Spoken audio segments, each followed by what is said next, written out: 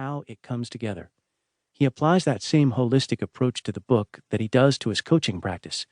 It wasn't until I read Inflection Points that I understood why my prior attempts with coaching had failed, and why Matt's work, although seemingly magical and deeply individualized, was an application of a repeatable process. Within, Matt describes the tools to help you create flowing moments in your life. He shares the simple to incorporate framework that can help make each day count in service of your personal and professional mission. It's a heartfelt and actionable approach that can support many others on their own journey toward, as Matt calls it, an ignited career and an energized life. I hope you find the wisdom in these pages similarly beneficial in discovering what matters most. Ted Seides, host of Capital Allocators Podcast, January 2022. 1. What's your game plan? Professional success often conceals a gnawing conflict at one's core, a vague but undeniable sense of lack, that something is askew, off kilter, or out of place. Even as you pile up accomplishments and accolades and ascend through the hierarchy of your field, a lingering question resonates in your mind like a ticking clock, or like the steady drip, drip, drip of a faucet as you lie awake in the still of the night. Is this really the life I am meant to be living? Is this the life I want? And if it's not, how do I get it? Henry David Thoreau wrote in 1854 that the mass of men lead lives of quiet desperation, locked in a cycle of daily toil, interrupted only by brief bouts of leisure that offer a momentary reprieve, but fail to address the frustrating feeling of existential befuddlement. The world has changed since Thoreau's era, but the observation remains as incisive as ever, and it applies to people from all walks of life, from trades to top-tier executive positions. They know there's more they want to get out of life, whether it's more personal satisfaction, a more meaningful contribution to the world, more community connection, more financial security, more intellectual stimulation, or simply more free time to spend alone or with family.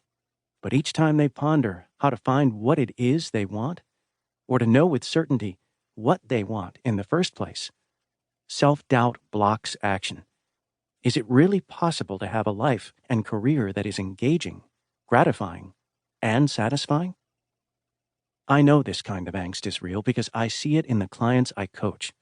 I know it's real because I lived under the mantle of quiet desperation myself for many years, until I realized my purpose in helping others find theirs. In those days, if you looked at my life from the outside, you might assume I was completely satisfied. At the start of my professional career in 1997, I was working as a salesperson for a prominent investment bank. Although I was working among people much more experienced, I was holding my own, surrounded by all kinds of high achievers.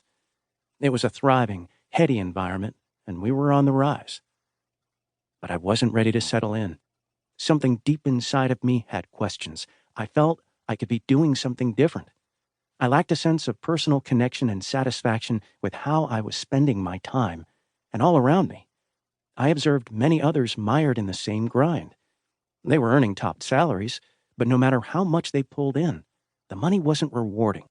Some of my colleagues had an irrepressible enthusiasm for the work, but others were, like me, out of place, slogging through each day in anticipation of the next paycheck.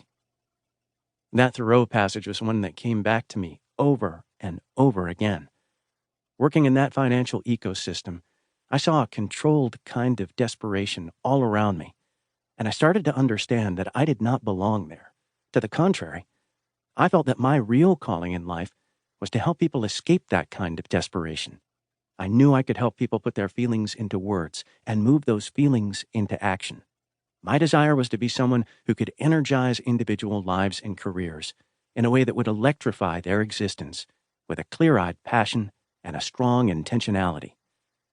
My transition from finance to coaching was a long and winding road. I've had many positions across several industries, and each has been a valuable step to get me to where I am today.